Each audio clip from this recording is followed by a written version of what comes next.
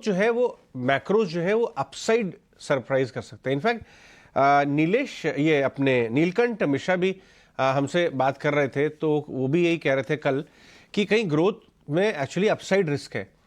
तो मैं अगर ये इसको मार्केट के हिसाब से अगर देखूं, अगर ग्रोथ में अपसाइड पॉसिबिलिटीज है, गवर्नर साहब ने भी इंक्रीज किया, तो मार्केट का जो एक बेंचमार्क है इंडेक्स, उसमें भी क्या अर्निंग्स अपग्रेड के चांसेस हो सकते हैं? तो अगर ये सच है तो बाजार महंगा है वाला नैरेटिव तो कमजोर हो जाएगा।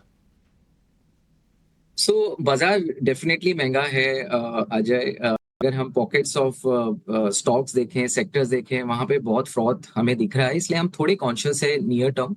बट आपने बराबर कहा, क्या हमें लगता है क्या जो अर्निंग्स सरप्राइज ये हो सकता है, बिकॉज हमारा पॉजिटिव व्यू है हमारे मैक्रो पे। मैक्रो थोड़ा अपसाइड सरप्राइज करेगा मुझे लगता है। आप सीमेंट डिमांड देख लीजिए, पावर डिमांड देख लीजिए, हमारा जीएसटी कलेक्शंस देख लीजिए।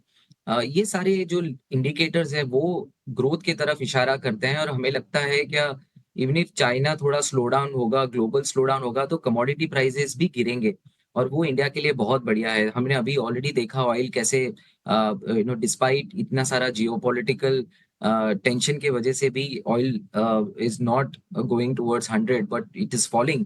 सो मुझे लगता है क्या कमोडिटी प्राइसेस जो नीचे आ रहे हैं that is going to benefit India. Second, India के जो सेक्टर्स है, रियल एस्टेट हो गए, ऑटो सेक्टर हो गया, ये बहुत ही अच्छा प्रदर्शन कर रहे हैं इन टर्म्स ऑफ डिमांड। सो मुझे लगता है क्या, मैं तो स्ट्रैटेजिस्ट हूँ, मैं इकोनॉमिस्ट नहीं हूँ, बट मुझे लगता है क्या जो लीड इंडिकेटर्स जो इंडिकेटर्स दिखा रहे हैं, तो हमारी जीडीपी में सरप्राइज आ सकती है।